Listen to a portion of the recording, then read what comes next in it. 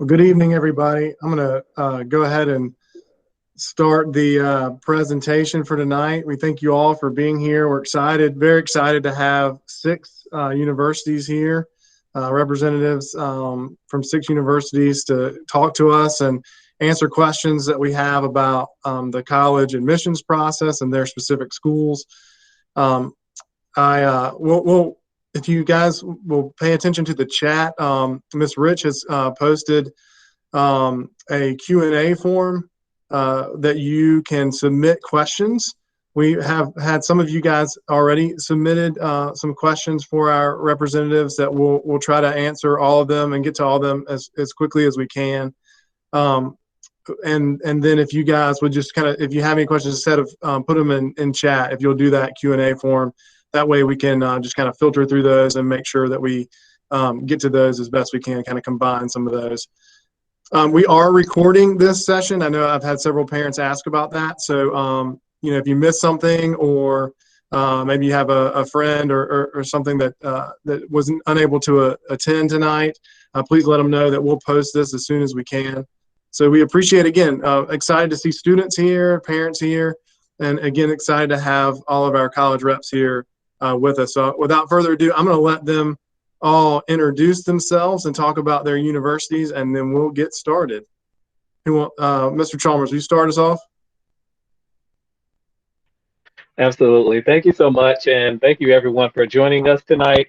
I am Ronnie Chalmers, one of the directors in the Office of Admissions at North Carolina State University, and we are the largest school in North Carolina. Many people will know us for our STEM programs, but about 40%, over 40% of our students are actually in non-STEM majors. So we offer 100 different options on our campus. So I encourage you all to explore some of those options on our website and learn about all the different majors that we have at NC State.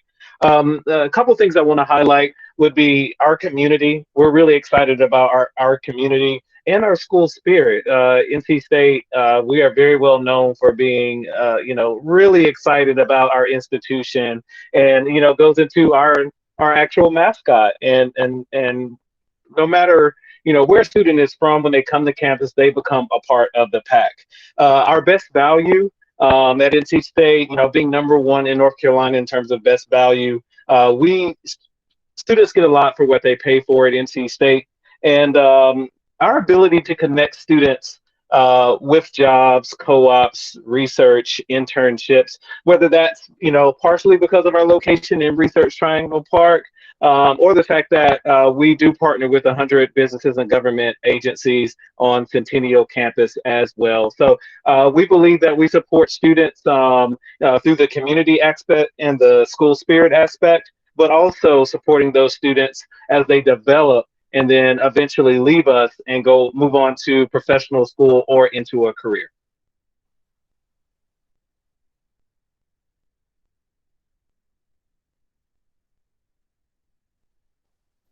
I'm happy to go next. My name is Emmeline Greer. I am one of the assistant directors at Appalachian State University. App State, if you guys are not familiar, is located in Boone, North Carolina, so about a 3-hour drive away from y'all, located in the Blue Ridge Mountains. We have around 18,000 students within our undergraduate population, and we have over 150 different majors to choose from, so there's a path for everyone at App State. Some of our most popular programs, I would say, is education, as that is what we were founded on as a teacher's college. Business, we are one of the biggest business schools in the UNC system. Sustainability is very popular due to our location, and nursing is an up-and-coming major, which we are super excited about. But lots of different options for students. If you guys are interested in a specific one, please let me know. I'm happy to chat more in depth about those. But we have lots of ways for our students to get involved. We have over 400 different clubs and organizations which really support our students in all their different communities that they stand by. And very similar to NC State, community is one of our biggest aspects at App State, whether that's making sure that you have your own campus community or just within our Boone community as well. students really enjoy getting involved with volunteering too.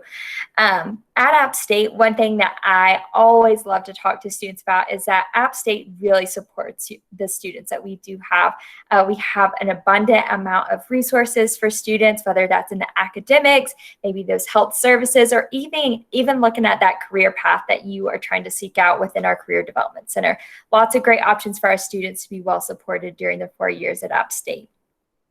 But within the admissions process, we are affiliated with the Common App, but we're going to be talking about that a little bit later on. So excited to have y'all this evening.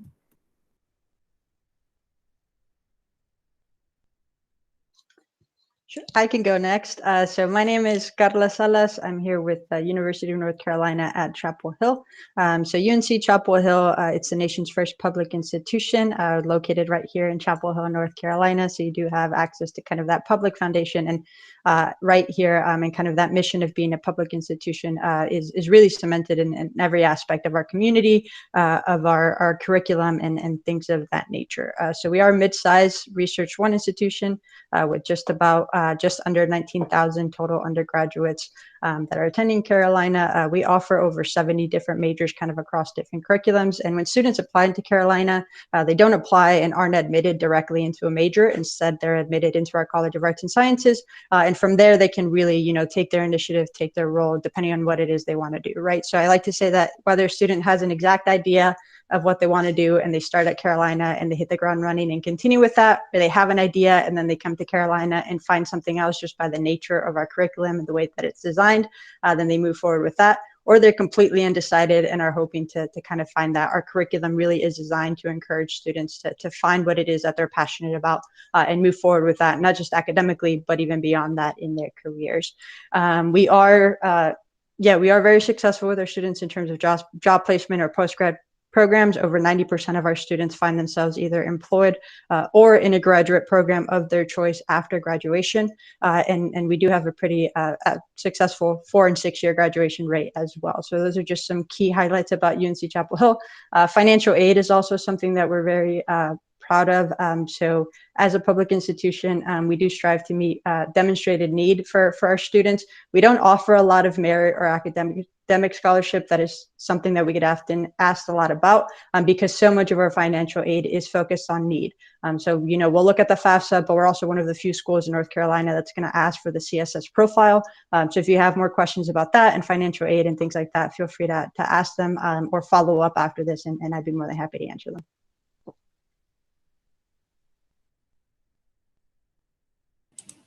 Great, I'm happy to pick up. Hi, everyone. It's so good to see you. I am Kimberly Romero, joining you all from Elon University in the town of Elon, neighboring my hometown of Burlington, North Carolina. So although I did not go to Elon, I am really excited to have seen it grow into the university that it is today, and to work here as the Assistant Director of Diversity Recruitment in our Office of Admissions, as well as the admissions counselor for the eastern half of North Carolina, so everything Guilford to the coast. But a little bit more about us. We are a mid-sized private liberal arts institution.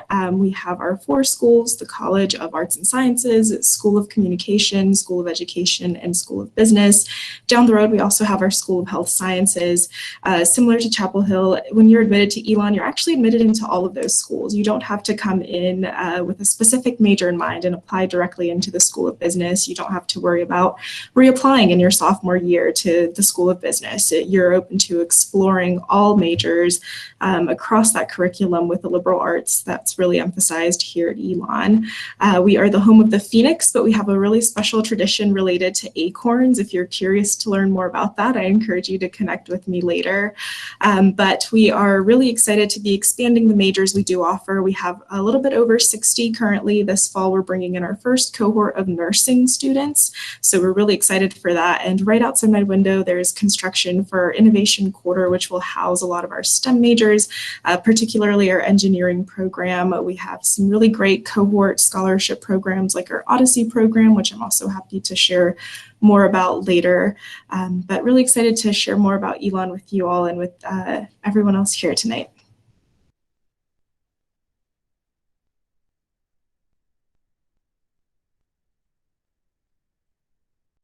Ruth, you want to jump in?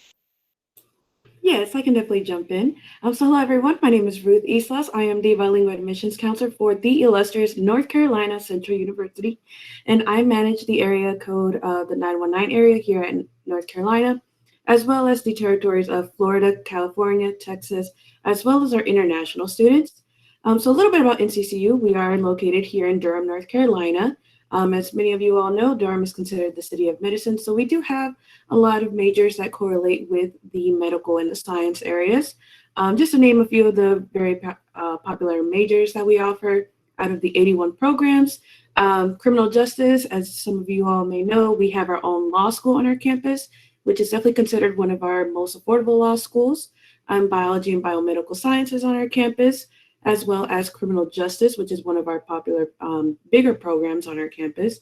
Psychology, as well as our business administration program that offers quite a few concentrations such as financial analytics, marketing, entrepreneurship, and so on and so forth.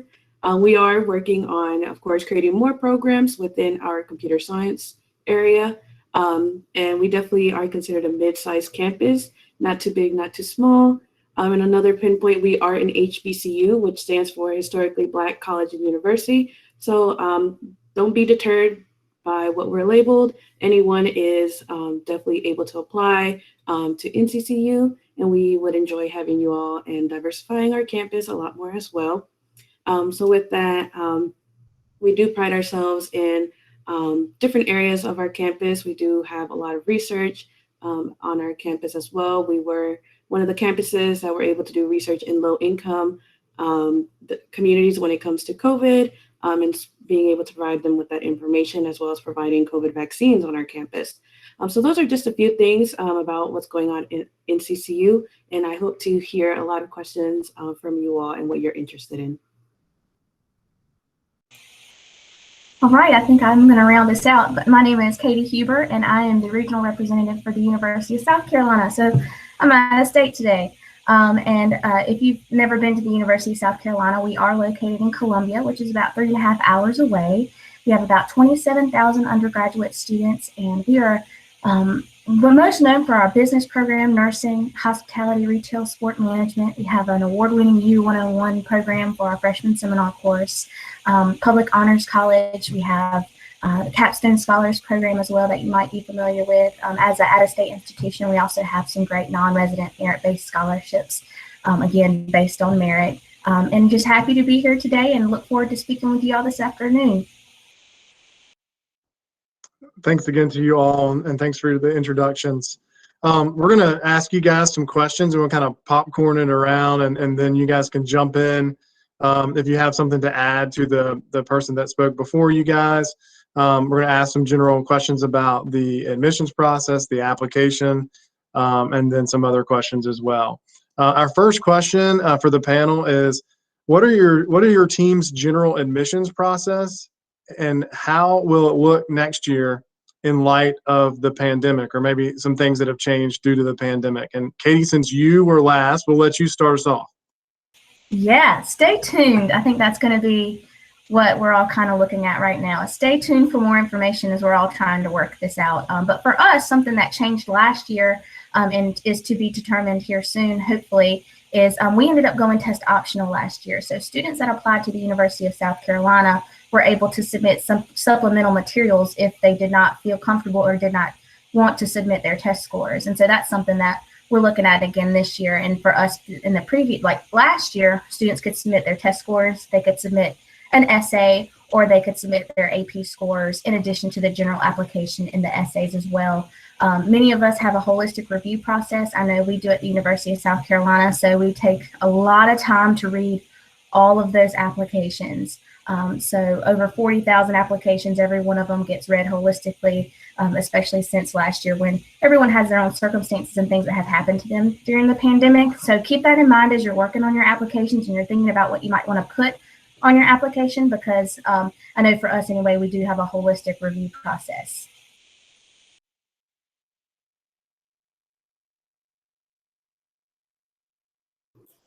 I can go next. For NCCU, for us, as of right now, just our requirements that we need, of course, is the application and the $50 application fee. Of course, fee waivers can definitely take the place of that. a minimum GPA of a 2.5, and we do look at the weighted GPAs, as well as, of course, your counselors will definitely be helping you with this, but meeting your mandatory courses, which are like your 4 math, 4 English, 3 sciences, 2 histories, and 2 foreign languages, as well as when it comes to the test scores. I know for this year we waived them. For us, we're of course waiting to see what the UNC system pretty much decides to happen for our 2022 academic year. So we're still waiting to kind of hear back on that, at least for us at NCCU, but we don't require essays, personal statements, or letters of recommendation. Oh, do you want to go ahead and go, Kimberly? Or you want me to go? I can go. You're welcome to go. Okay, so for App State, we are affiliated with a common app, very similar to many of these schools. But in addition to that common app, App State is going to require an application fee or a fee waiver if that is applicable to you, your high school transcript, and then lastly, just as Ruth said, we are also waiting from guidance from the UNC system as to what that decision is going to be. So stay tuned for that. We're going to let you guys know as soon as possible. But at App State, very similar to USC, we do take that holistic application review. So we are looking at so much more beyond those test scores and GPAs if those test scores are submitted. But we are really looking at what you're involved in outside the classroom. So this could be a job, this could be club, activities, sports, you name it. Put anything on there, as that really helps us with that decision for that application review. And then additionally, we do have one more optional material, which is that interest statement. And that is just, why do you want to attend App State? And that's really for us to get a good grasp and understand if you're a good fit for us. So that's our application in a nutshell. And I will just say one thing I always love to point out to our students is we have 2 application deadlines, and that is the early action and regular decision. Now, early action is a non-binding decision, as well as the regular decision is non-binding as well. But the one deadline I really want y'all to apply for is early action, and that is because we admit a majority of our students at that deadline. So it does become much more competitive for those regular decision applicants. Additionally, that early action time frame is where we require all scholarship applications to be due and selective academic programs such as the Honors College and Appalachian Community of Education Scholars. So just really want to emphasize how important that early action time frame is if we have any juniors on here. Yeah, so Elon, we are really excited to be also part of the Common App as of recent, and we also have our own Elon application on our website, but I do want to note we have no preference on our end which one of the 2 you use. Whatever is easiest and most accessible to you on our end, we review them just the same. There is an application fee, but also fee waivers do apply. As of last year as well, we are test optional and will remain that way for the next 2 years as we pilot our test optional program. So we're really excited for that for our students. When we review your application here at Elon, we certainly focus on those extracurriculars, anything from a job, helping out at home. I know in this past year, your extracurriculars maybe looked a little bit different. So any new ways that you found to get involved, please feel free to list them on your application. We also do look at demonstrated interest when reviewing your application. That can be as simple as attending a virtual event through Elon. You can come visit us in person. We have our small in-person campus tours still happening. So it can look a variety of different ways. It could be as simple as an email over to myself sharing that you're interested in Elon. We also do recalculate GPAs here at Elon to reflect what is known as an Elon GPA. What this means is giving credit where credit is due. So for students who have taken those advanced level courses, perhaps AP, IB, honors, whatever was available in your high school, we like to give a nod to that when we recalculate your GPA. Our mid-range is right around 3.4 to 4.4, but we do have that 2.5 cutoff for students considering applying to Elon. Another thing that we do note here is your essay at Elon when reviewing your application. It certainly is a really strong way for us to get to know you and who you are and how Elon can play even just a small role in your larger life picture. It's one of my personal favorite things to read in the application, so I certainly encourage giving some love to any essays you have to write for your college applications, and don't be afraid to get a second pair of eyes to look over that. Certainly doesn't hurt. So those are some of the things that we look forward to in the application when reviewing for Elon. At UNC Chapel Hill, very similar to some of what other folks have already said. So we also have a holistic review process. So we're going to ask for your application as a whole, but we're going to be looking at it in its entirety. There's no formula for admission for UNC Chapel Hill. So we truly are looking at everything and reading everything that you send to us. We also focus on extracurricular involvement and what students are doing outside of the classroom, as well as reading their essays. So for us, you have 3 essays that are required. You have the one long one that's going to go to any other school that you're applying to through either the common application or the coalition application. So we accept either, and we don't have a preference for either of those.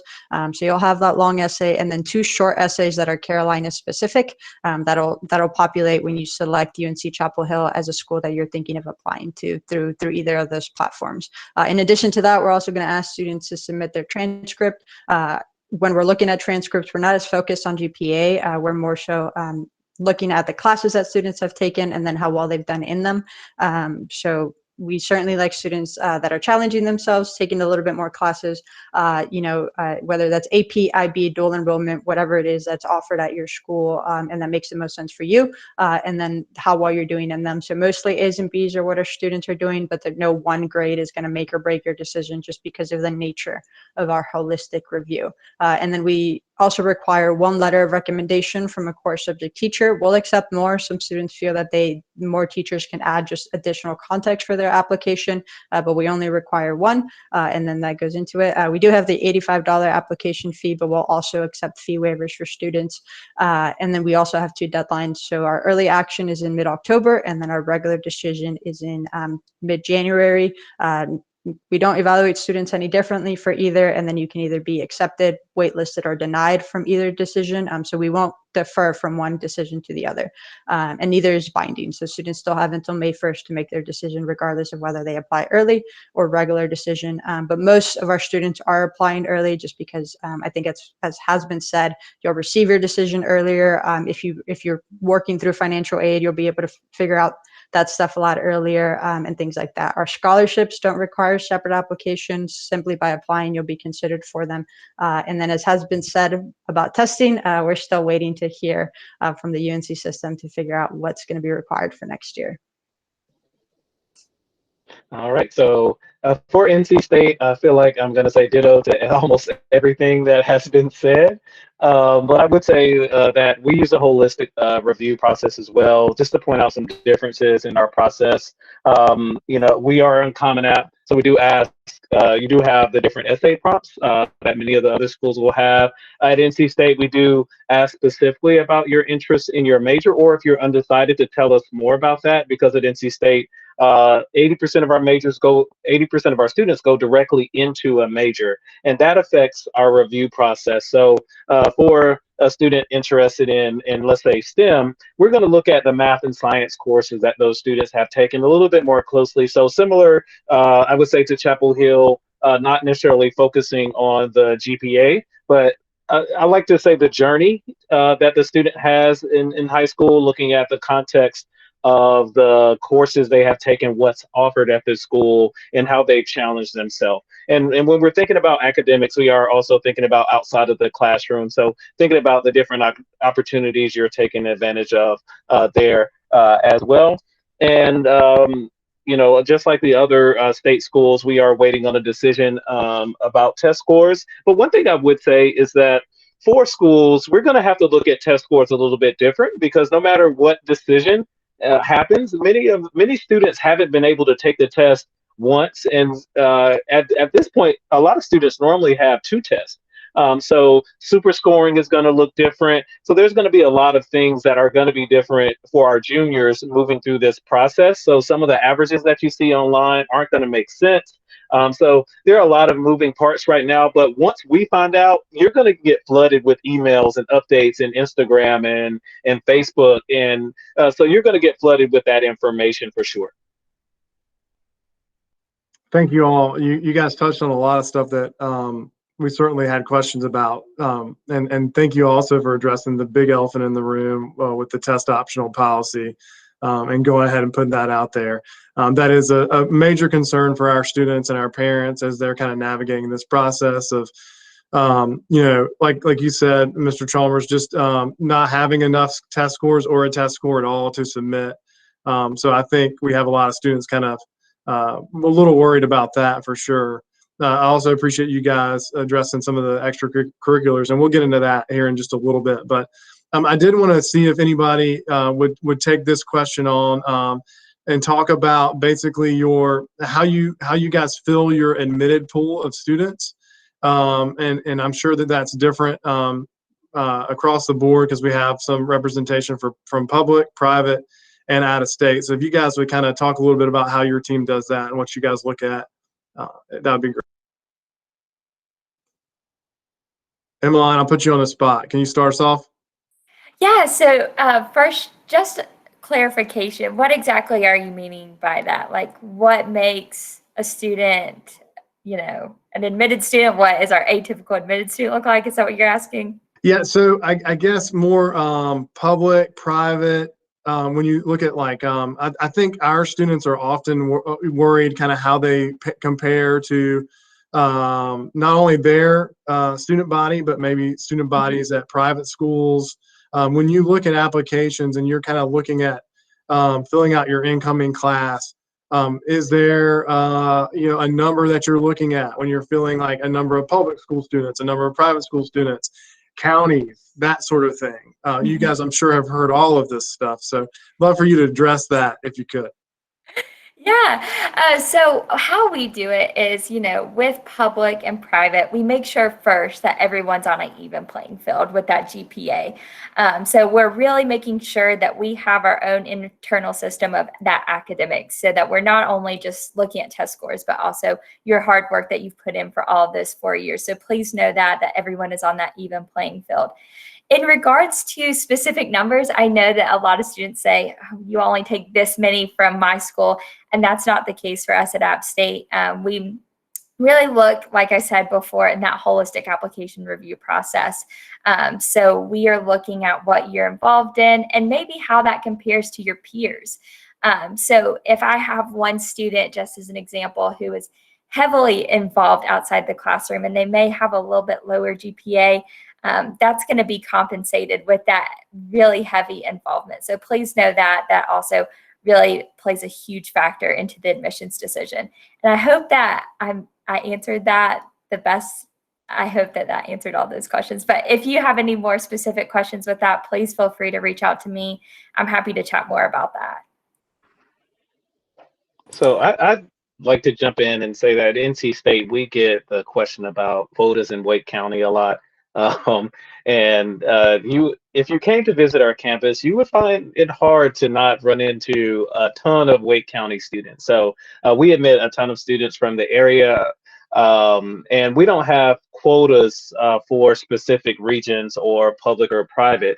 One thing that we do look at, we do have an overall number because we would like for our classroom sizes to stay in a manageable place. We like for when students go to the cafeteria or the dining hall, that they can find somewhere to sit. So those are kind of things that we're thinking about in terms of the overall number. At NC State, it is a little bit more unique in that because we are admitting such a large number directly to a college, we do have certain college numbers that we are looking at as well.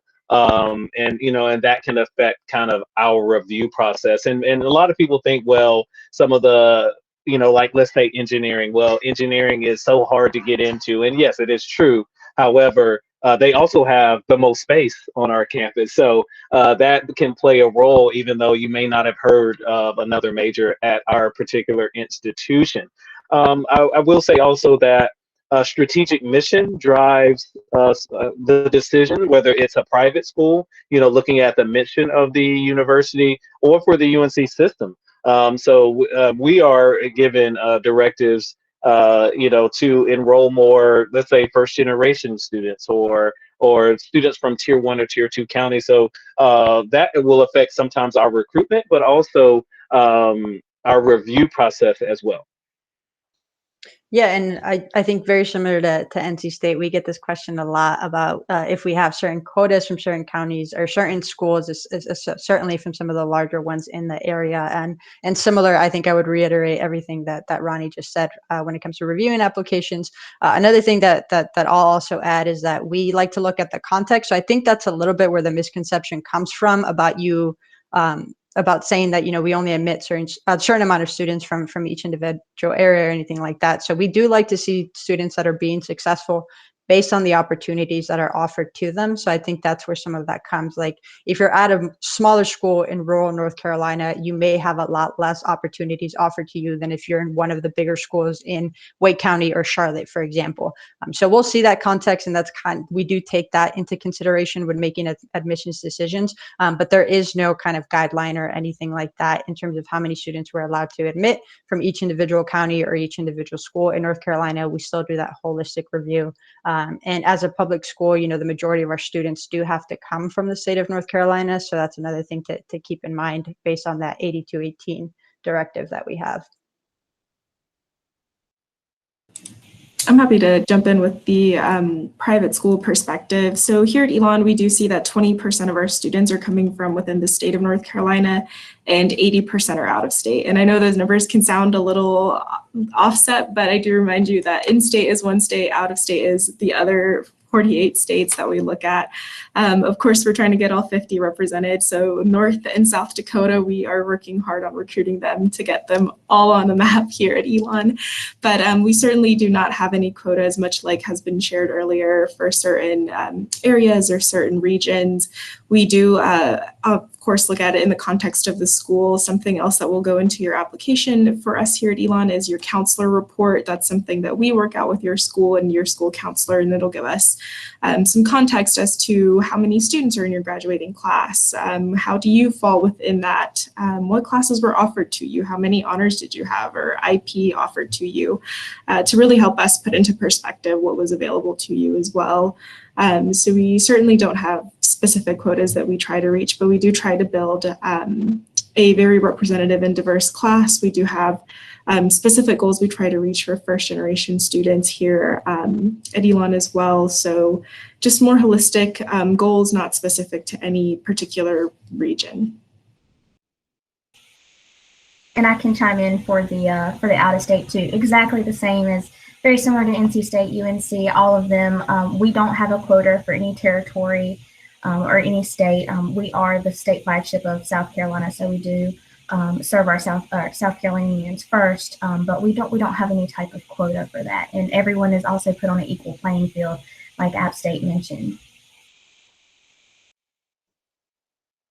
All right, excellent. And you guys touched on this a little bit when you guys were talking about your specific schools and your process, but extracurriculars are something we get asked about a lot. Ruth, I wonder if you could start us off and tell us, are there any extracurriculars when you guys look at applications and tell us like maybe some things that stand out in terms of what activities you see on applications? Yeah, a lot of the times, I know for us, we'll see some extracurriculars like JROTC. We do offer that on our campus as well for both Air Force and Army. Some other ones, of course, sports, we'll see a lot. I know a lot of students are really interested within our basketball, football. We are a Division I sports team. So I know that's definitely one way that students really exemplify their extracurriculars. With that as well, we also offer 100+ clubs. I know it's not as much as many of the schools that we have on here, but within that, they are of various different categories. We do have the mentorship-based, leadership-based, cultural, community service, really anything that the student is interested in. So really whatever they were in during their high school years, they can definitely expand on their experience on our campus with that. Being able to host their own events, kind of conduct all of that and collaborate with other organizations. And even then, if there isn't an organization on our campus, they definitely have the freedom to create their own, as long as they end up registering their organization as an official club or organization on our campus. They pretty much are good to go in conducting events and collaborating. So those are quite a few things that we do see. As I mentioned, sports is definitely one of the most common extracurriculars that we see when it comes from our students. And I'll jump in also, as you're thinking about your extracurricular activities that whether you've been involved in the past or you plan on doing moving forward, I advise kind of keeping track of certain things. How much is how much are you involved in that particular activity? Also, how did it make you feel? Why are you doing that particular activity? What are your plans for the activity moving forward? How did it affect someone else? How are you developing your community through the activity? So thinking about those things and maybe documenting them, because that's going to be when you hit the fall semester, you're going to be stressed out. And I think by documenting some of those things now through the summer, it makes it easier when you're trying to put that on the Common App or you're starting to write some of your essays. So you can start to pull from some of those thought processes and ideas now, so you can deliver them on the Common App or whatever application you're using. Great. If nobody has anything else to add on the extracurriculars, we'll move into talking about course rigor. And if you guys could, some of you guys talked about that, but when you guys look at an application, what are some things you're looking at when you're evaluating it for course rigor, and talk a little bit about that, but also talk about, I guess, in light of maybe what you're seeing with the pandemic of some ups and downs possibly in the last year and a half with students, some things that you're specifically looking for. Kimberly, you want to start us off?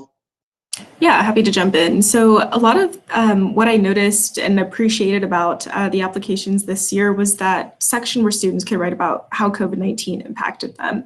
And I found that a lot of them were sharing there a lot of that toll that virtual learning did take on them and how that affected how they were used to learning. So I encourage you to certainly note that there for us to know for our knowledge when we look at your transcript and consider your application as well. In the context of what's available at your school, that's something very important that we also do note. So of course, some schools may have more honors classes or AP classes than others. Maybe you didn't have an IB curriculum available to you. So that's absolutely okay as well. And something that stands out to me and that in our office we talk about as well is just noting trends for students. Perhaps they are upward trending throughout their high school years. Maybe they started off a little shaky, found that transition to high school a bit difficult, but as the years went on, they pushed themselves. They started taking more rigorous courses. We do like to see that, and that's something that we certainly look at positively for students. And on the flip side of that, if there's a downward grade trend, we do take note of that. And if there's an explanation, I encourage students to provide that additional information and context in their application as well. So for App State, I can say that is pretty much the exact same as what we go by too. If a student is taking those honors classes, we really want to see that they're challenging themselves and not only continuing in those honors classes, but maybe looking for an AP that following year. One big question I always like to address with seniors, upcoming seniors, is a lot of students ask, how can I make my senior schedule stand out? What should I do for that? The one thing that I'm going to say is that, if you're taking these honors and AP classes, don't fill up your full schedule with PE classes or just those fun electives. Continue to challenge yourself so that you're not only showing yourself well to these colleges, but making sure that you're still prepping yourself for college. We want you to continue in your rigor throughout your time so that you're fully equipped whenever you set foot on campus your freshman year at whatever college you choose to attend. But that's the one thing that I would note for those upcoming seniors.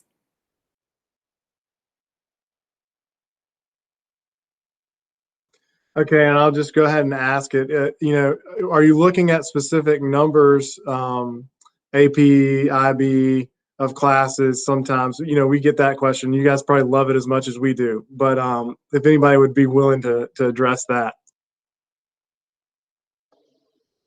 I can jump in. So we're not counting the number of APs or dual enrollment or IB.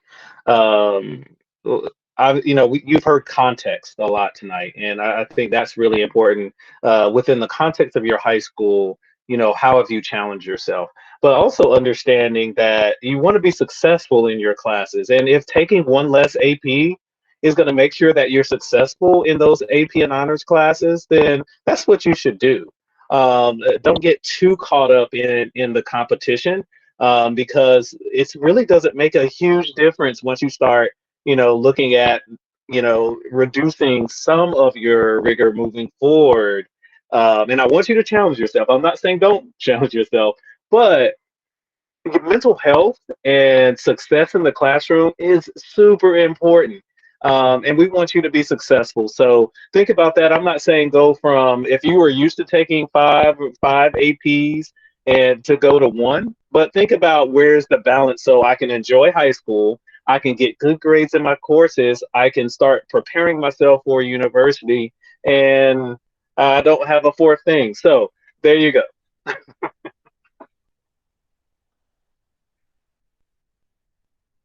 Ronnie, I really appreciate you taking the challenging ones, man. I give it up to you.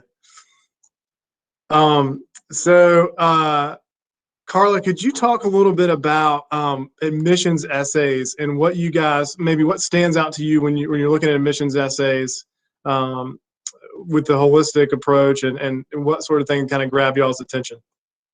Yeah, so I would say for our essays, and a lot of times we get asked, or students may think, we don't actually read the essays. We're going to look at everything else, and then the essay is kind of just an afterthought. But for those of us that I think most of us that are doing the kind of that holistic review and that are requiring the essays, we really do take the time to write them or to read them, because you took the time to write them. So definitely that is something that we take into consideration, that we read. I think the ones that stand out are the ones that are genuine and honest.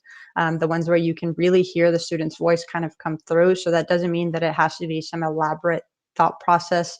I know sometimes folks recommend that you should use a thesaurus, to use bigger words, to show that you know bigger words. I would advise to do that with caution, because if you don't know the word that you're using, it's gonna come through. We're gonna know that you're just plugging this in and it doesn't flow with the essay. So I think as long as you can hear your voice, read it out loud to yourself, read it out loud to your friends. Does it sound like something that you're writing about? Is it about something that you're particularly interested in, that we can learn more about you from? I think those are the essays that really come through. For me personally, I enjoy the essays that are funny. That's just something that kind of attracts me when it comes to reading essays, when you're in the middle of it and then you come across just a line that really just hits the humor right. Those are the ones that stand out to me, but certainly, again, be cautious with that. If you've never tried to be funny in the past, this isn't the time to test it out. So just be genuine, be authentic, use your voice, write about something that you're interested in, because that's going to come through more than you thinking that you have to write a certain essay that we want to read, or anything like that. We read, so many essays throughout the year, and different students are going to write about different things. There's many topics that we hear a lot about, but there's a new take to each essay that comes through. So that's what I would recommend. Just be genuine, be honest, use your voice, and then write something different for each of the prompts. If you have multiple essays, it's another thing that I would recommend. Sometimes copying and pasting a paragraph, again, because you think we're not going to read it, that's not necessarily going to make or break your decision, but that's an missed opportunity for us to learn something more about you, right?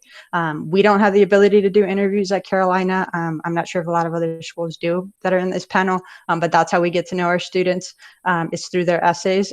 So writing about your interest and letting us know about you, I think are some of the tips that I like to give when it comes to that.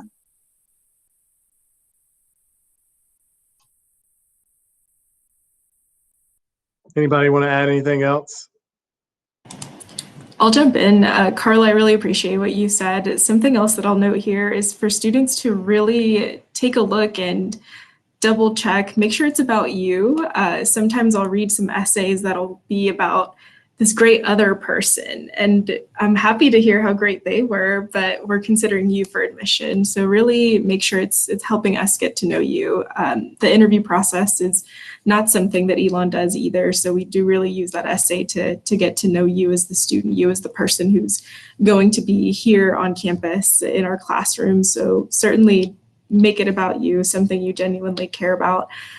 Two that stood out to me the most last year, one of them was about a student who wrote her essay about making friendship bracelets. And this whole process became really interesting and just very creative.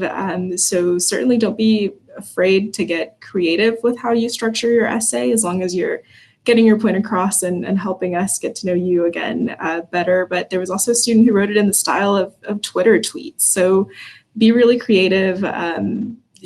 have someone else look over it, make sure you get another second set of eyes to look over it and make sure it's all good. But get a little creative and help us get to know you through that process too.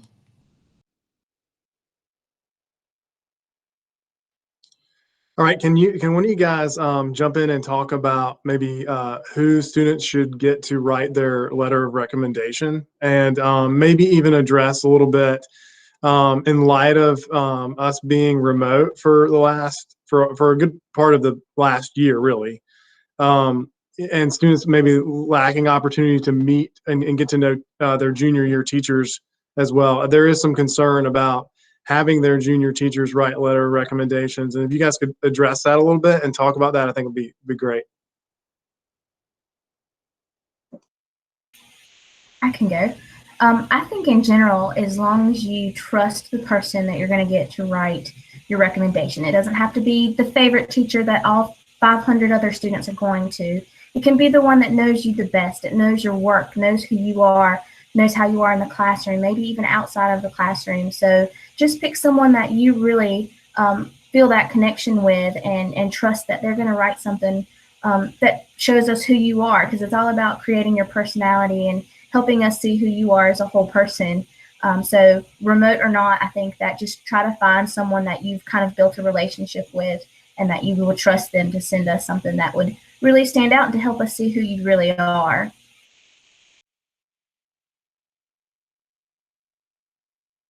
I'll also add in, don't feel pressure to have to be someone from your junior year. If you have a really strong teacher from your first year of high school, feel comfortable enough to ask them as well, and maybe set up a time to meet with them, let them know what you've been up to since you were in their class. That's probably a good note to have there. But certainly feel free to also reach out to other community members that maybe have been a part of your high school process, maybe somewhere that you volunteered or somewhere where you were employed.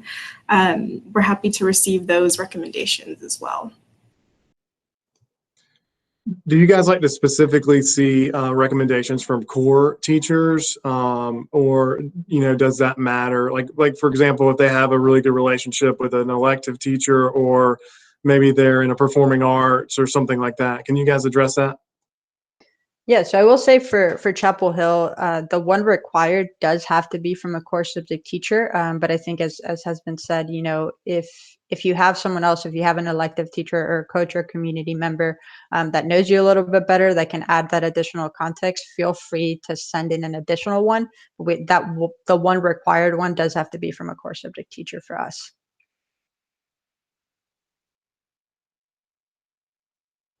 Okay, thank you. And I think that addresses the question we had in chat as well.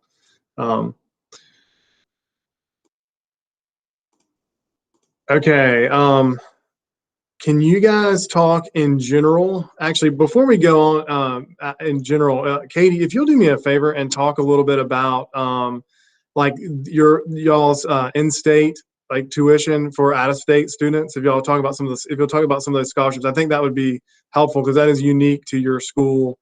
Before we kind of get out of the applications process. Yeah, and that's a really big deal. So I'm glad I can use this platform to touch on it. So we are out of state, tuition. And then one thing that I know that we do at the University of South Carolina is we do offer scholarships to non-residents. So anyone that lives outside of the state of South Carolina is automatically eligible for these scholarships as soon as they apply to the institution. And what we look at, and this past year it changed, and historically, we have looked at strictly test scores and GPA. And again, talking about that even playing field for all students, we also recalculate GPAs.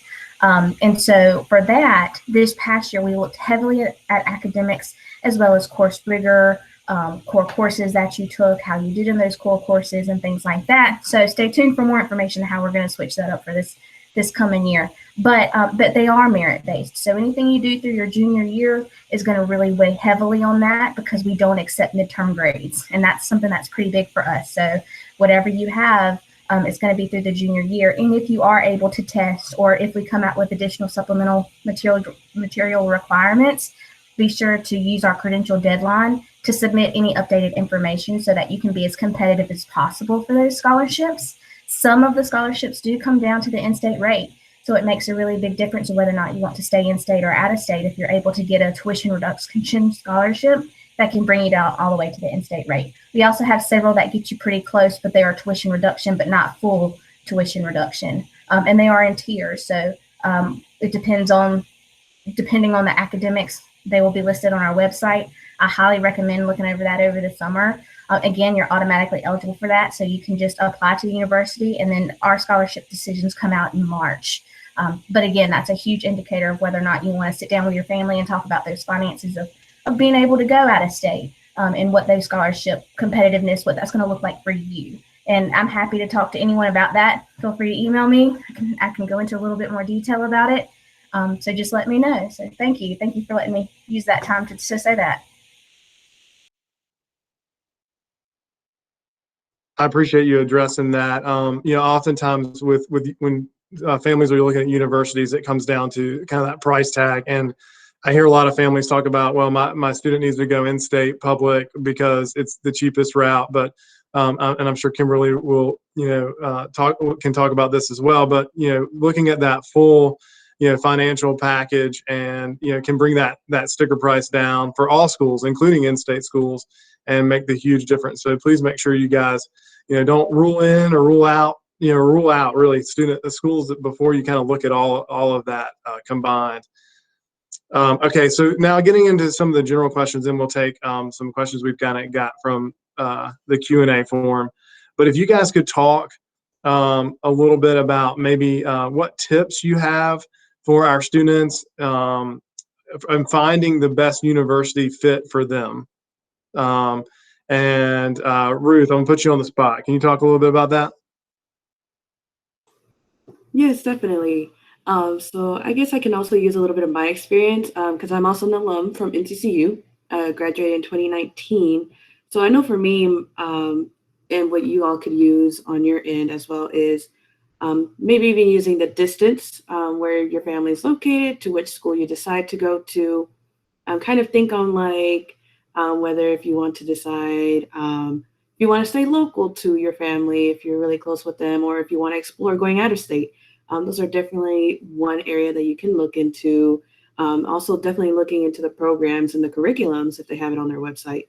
That can definitely be a changer for you in regards to what you want to go into specifically when it comes to the degree that you're interested in, and just kind of looking at in general what the campus offers as well in like the sizing. If you're fine with being in a bigger community, bigger campus, definitely go for that. Or if you want to do something a little bit smaller, that's also one way to look at it. So definitely take into consideration what matters to you and what you want to find on your campus. So that's definitely one tip, and then the resources that you want to see and what you want to get out of it after your 4 years. Because of course, that's going to be where you live pretty much, or who you're going to be communicating with majority of the time within those 4 years. So that's definitely something I would suggest students to look into when it comes to selecting the university of their choice.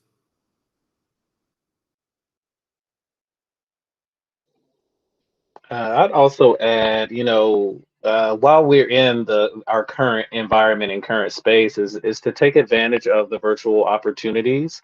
I do think that some of those opportunities, as we start to open up, may go away. I don't think they're going to completely go away, but take advantage of the virtual opportunities. All these virtual tours, schools are getting their current students more involved in some of these activities as well because it is virtual. So take advantage of those things. So when you actually come to campus, hopefully this fall, if not in the spring, now you have a list of questions and you're not spending your time, just listening to someone in the front of the room talk about the institution. Now you have your list of people, like I need to talk to these people while I'm here. And so you can really maximize the time that, that you're spending on the campus, because you might have flown there, you might have driven there. So you want to keep that in mind. So take advantage of the virtual opportunities, and when we can, visit the campuses you're interested in. And even if you can't get to a specific campus, find a school that's very similar to it and visit that campus. And just to give you an idea of what it may be like on another institution's campus. thanks for addressing the campus tours, because actually that was going to be my next question. If you guys could talk a little bit about how you're handling campus tours right now, and if students can physically visit campus, and if not, what other resources are out there for them. So I can speak on behalf of App State. So right now, we are doing tours for only admitted and confirmed students, especially I know a lot of those students have never seen campus before. So we're trying to prioritize them first. But we are hoping this fall to have those prospective tours available for you guys, and we'll definitely keep you in the know, as most of you guys are probably on our contact list. But right now, Ronnie was mentioning those virtual options, and please do take advantage of them. There are great ones out there. We have student panels, which is our student ambassadors who are talking about their student experience. There are no admissions counselors on there, so any question is free game, and they are brutally honest, so please take advantage of that. Also, we have first year information sessions, which really help to give that information about not only admissions, but also our campus life as well. We have parent information sessions for any parents out there that want to learn more about what it's like to be a Mountaineer parent. So lots of great options for virtual, but we'll keep you updated on those campus tours. Yeah, happy to share on behalf of Elon. We are very fortunate to be able to still offer in-person tours that you all can register for online, of course, at a very limited capacity. We're keeping it no more than 3 families per tour right now. So I encourage you all to check that out if you're in the area and interested. For prospective students and also for admitted students, there are sessions being offered every day and on Saturdays as well. For those of you that maybe just happen to be in the area, I encourage you to also stop by. We have a self-guided tour. There is a map located in a window outside of our admissions building, so you're welcome to pick one up and scan a QR code that will then take you to an audio tour as you walk across campus. So you're welcome to take advantage of that opportunity too. But the virtuals are certainly a really great option for students to explore. I know this semester we were really lucky to offer virtual class visits, so students were able to sit in virtually on a class that was really real-time happening at Elon, and you were also able to take advantage of Faculty Connect and get to meet with a professor one-on-one. So a lot of those virtual opportunities are sometimes more personal and get you a lot more information than those general tours as well. Yeah, we're also not doing any formal tours or visits in person. So we do offer virtual information sessions daily. They are hosted with a couple of our student ambassadors, so you get that student perspective as well as kind of that admissions perspective as well. So that is a really neat thing that we've been able to offer virtually that we didn't used to do in the past.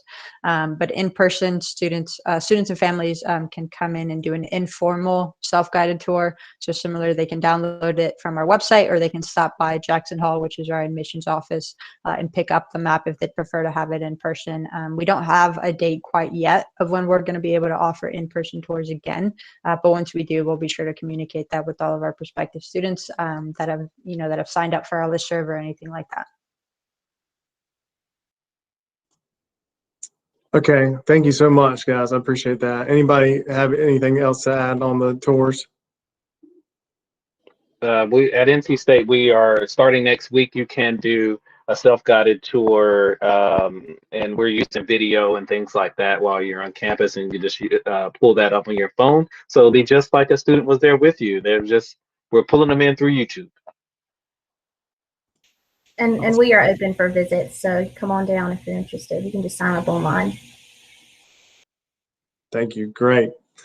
Well, hopefully we'll start to see more things open up here in the future, and I know you guys want to be kind of having that contact with prospective students. I'm sure you guys miss that as well. I was wondering, before we kind of talk and kind of close out with some other general questions, we got a good question from the Q&A about if the Board of Governors or if your school decides to go test optional again next year, what sort of advice or guidance would you kind of give in terms of like for students of whether or not to submit their score?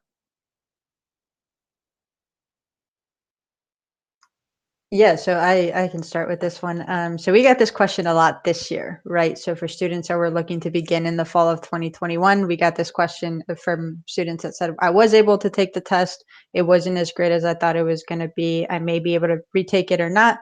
Should I submit? Am I better off one way or another?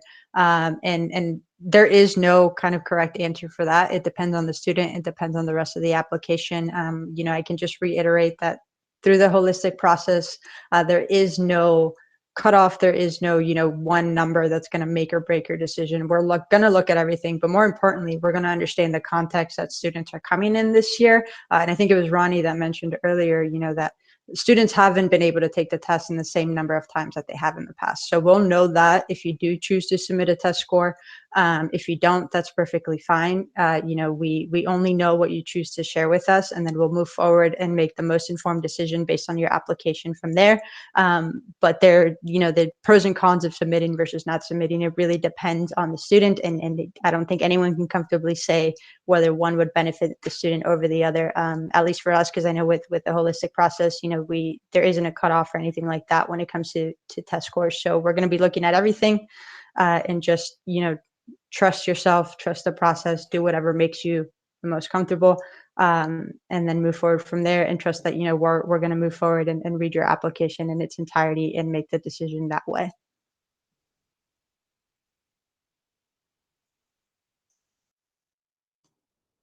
Thank you. I appreciate it. Well said. Before I want to give every school an opportunity to talk about their school culture and unique events and things going on at their school here, kind of to close us out. But before I do, Katie, we did get another question about the art requirement for South Carolina. So I'm wondering if you could address that. It's a common question that we get. Sure. The background is that the South Carolina requires a fine art for graduation, so we as the institution have to require it as well. But we will never deny an otherwise admissible student from missing a fine art. So if you don't have a fine art or you can't fit one in your schedule, we will be able to use another course for that. So don't stress out about not having a fine art. I'd be more concerned if you didn't have a third lab science or a second foreign language or your maths or something like that. But we would never deny you if you are otherwise admissible, so you should be fine. Thank you. That's good news for all of us. All right, and if what we can do now is just allow you guys some time, maybe each of you, if you feel comfortable, going through, kind of talking about what's unique about your campus's culture, any special events or traditions, and in that kind of same, discussion, talk about maybe some study abroad programs that your school offers that our students may be interested in. So I can speak to App State. One thing that I have always loved about App State is that community focus. And this is one of our core principles, and it's represented in the classroom with our small class sizes being under 27 students for the average. This is reflected in our school spirit. Whenever you see these students out there at those football games on those Saturdays at the Rock, it's just reflected in everything that we do. With a campus for our size of being over 18,000 students with just the undergraduate population, I think it's such a unique culture that we are able to connect with students on such a deep level, whether that's in the classroom or outside the classroom. So that's one thing I absolutely love about App State. In regards to study abroad, we are ranked 5th in the nation for these programs, and 1 in 4 of our students do choose to study abroad. Lots of great options with study abroad, whether that's for a full year, a full semester, maybe a month-long summer session. We also have service learning trips, which are typically a week-long spring break trip or maybe fall break, just depending on what works best for the student. But those are both domestic and international, so lots of great options if maybe you're typically homesick and you don't want to be away for that long. Those are great options for students, but highly recommend study abroad if you're able to do so. We do have financial aid and scholarship opportunities too, if that is a concern of yours. I can also speak next about NCCU. Now, in regards to study abroad, we do offer 40+ countries that students can study to, whether it's full year, 2 to 5 weeks, or a semester. We definitely recommend our students to select a country based on the area that they're studying in with their program, just to kind of help them when it comes to their credits and things like that. But of course, that's at the end of the day, your choice that you make. in regards to your study abroad. Now, when it comes to traditions, we do offer quite a few traditions on our campus that we're very happy and proud of. So homecoming is definitely one of the biggest things that we have on our campus. We have a lot of alumni that come back to visit NCCU and just to show their Eagle pride on our campus. And within that, we have what is called Fried Chicken Wednesdays, which on Wednesday you get your soul food on campus. Not sure where it really started, where on Wednesday students start to dress up really, really nicely just to kind of pop out on campus because it's also Fried Chicken Wednesday. So that was definitely one of my favorite events on campus. We also have Fish Fridays as well for our students to kind of enjoy seafood every once in a while, if that's their interest. Another thing that's very unique to NCCU is what we call 1040 breaks, which is held every Tuesday and Thursdays at from 10:40 to 11:35. That's the hour that no one has classes. So typically during that time, what our student engagement organization, they will host this time where they'll have DJs, refreshments, tabling events. It can be themed depending on what the month is and what awareness month that is. So they'll do a lot of things to engage our students and to just kind of have fun. And we also have Spring Fling, which is basically considered our homecoming for the spring, just to kind of get students to kind of feel the changing over of the winter to the spring and to kind of have fun on our campus while still getting their education. So we do have quite a few traditions that we really pride ourselves in and to kind of engage our students. Happy to share more about Elon.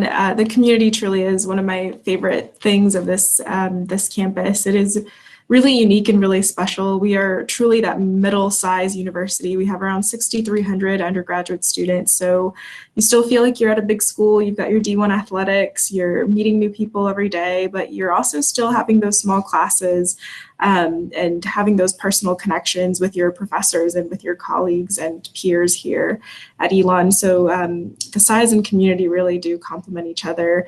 And on Tuesdays, one of my favorite traditions is college coffee. So from 9:40 to 10:20 every Tuesday, there is nothing else happening on our campus, and there are stations set up where students can come and grab coffee or tea and pastries and meet with different professors and staff. And our university president is always at those events. So she's really happy to meet students. This year, of course, we've done that virtually, but we're starting to move towards a grab and go option now that our campus is becoming more safe. So we're really excited to be able to do that again as part of one of our traditions. And on the study abroad side of things, Elon is very, very proud to be the #1 university for our study abroad programs. We have over 100 different destinations where our students can go.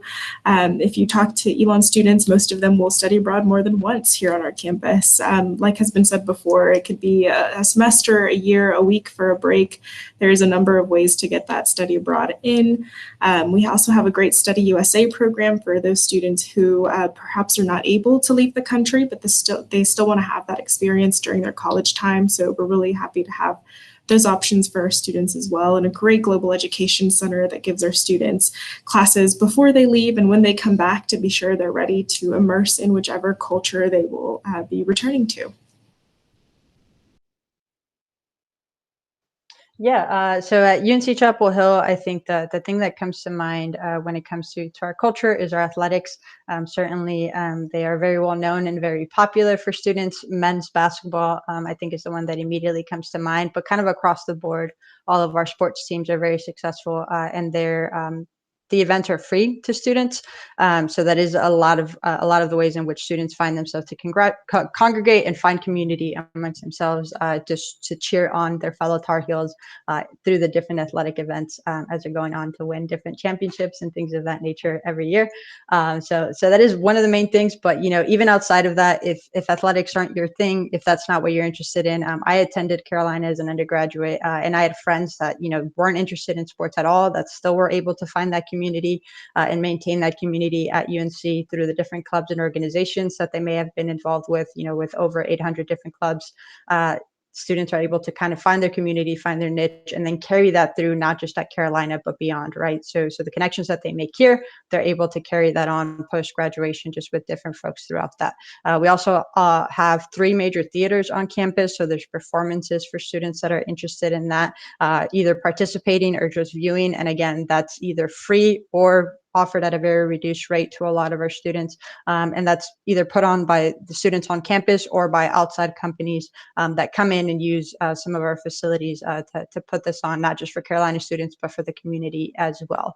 So those are some of the ways that students find themselves getting involved and find themselves taking advantage of the things that are offered to them at Carolina. When it comes to study abroad, yeah, that's certainly something that's growing in popularity among students kind of across the board.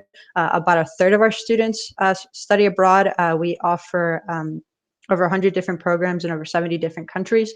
And we do, and they're set up in place so that the classes that you're taking in another country can transfer over to Carolina and can move forward with you through graduation, so that you don't lose any time or have to take any additional time as you work through that. Financial aid a lot of times covers it. The main difference would be the flight that you're paying to get to a different country, or the cost of living in the country that you're in. Sometimes that ends up being cheaper than the room and board that you're paying at Carolina. So those are just some of the ways and opportunities that students are getting involved and finding community. And at NC State, jumping into study abroad, we do have a campus in Prague, Czech Republic. So we have a lot of students that they want the international experience, but they want the comfort of studying with other NC State students and with an NC State professor. That's all an amazing option. But we do have 200 opportunities in 60+ countries. So we have the Prague opportunity, but we have some students that will go as far as studying at another university in another language. So that's another opportunity that we offer our students. And then we have service learning break, just like many of the other schools have mentioned. In terms of traditions, one thing that's really awesome is Packapalooza, and this is something that we enjoy because it welcomes a lot of our new students to campus. So Packapalooza, they shut down Hillsborough Street, and there's a concert. So there's a lot of things that go on there. And then lighting the bell tower red anytime we have some big accomplishment. Many times it's athletics. They'll light the bell tower red, and all the students come back from the arena, and they'll go and light it, and then have a good time right there with all the shops and the community, and really have an amazing time. And as I mentioned in my intro, school spirit is really awesome here, and community is very important to us. And then another tradition is our Multicultural Scholar Symposium that we have at the beginning of each year, where we bring students in from our historically underrepresented populations and help them connect with someone that oftentimes looks like them before they begin their time on our campus, to help support them and make sure that they are very successful on our campus. And very similar to all of the others, the similar experiences at the University of South Carolina, but we also have a lot of Gamecock spirit on campus, and that's a daily thing. The SEC is a big part of our makeup. So football games and any athletics are wonderful opportunities for students to attend and get to know one another. We have over 2,000 different study abroad options, so that's a very important thing to us. We have an education abroad office, so you first have to meet with an advisor, pick where you want to go, how you want to go, the length you want to go for, why you want to go, and then you'll have to go through all of the different steps of getting advised to go abroad, to prepare you to go abroad. So there's tons of resources available. If you're interested in looking at it now, it's all right there available online. You can just search through our different opportunities, since there are so many. But students can start second semester freshman year, which is great for students that are nursing majors, or maybe different types of majors like that. That might be a little bit harder as they get higher in their major. We have an international business program, so that's pretty important for us to offer those study abroad opportunities for them too. And they oftentimes spend a semester or two abroad, and they are required to do that for that major. But we're also big in volunteering, so a lot of people will choose some type of supporting the community, some type of cause, whether it's Dance Marathon or just a service project on a Saturday. On Saturdays, we do have an artisan market on our main street, so we're very connected to our community in Columbia. So a lot of our students like to participate in that. And so some of the smaller things are Chicken Tender Wednesday, so similar to Ruth. We have a lot of food traditions that we have on campus as well, but encourage you to come visit all of our schools. So thank you. Excellent. Thank you guys so much for being here. Thank you to our reps for your time and the information you guys provided. I know that our students and parents truly appreciate that. And we're excited that we are able to be here, but also that we've been able to record this and can share this with even folks that were not able to be here. So once again, thank you. Before we start letting everybody go, I did want to share the counselors at Broughton have put together a college planning resource page specifically targeting juniors, and but it's definitely available for all of our students to take a look at. But it kind of all encompassing, but it's mostly nuts and bolts information about, you know, and it includes videos on how to apply, how to fill out your Common App, you know, where to apply, how to find college exploration resources. There's FAFSA resources on there, all sorts of things that we think that you guys will all, as parents and students, find useful in the coming days as you end your junior year. And some of you guys are on here probably don't even have juniors, maybe you have sophomores. It's never too early to kind of be thinking about some of this stuff. So again, thanks so much to our reps for their time. We'll hang here. I'm going to let all the reps go if you guys want to. We'll hang here until everybody logs out. But again, thank you guys so much for being here.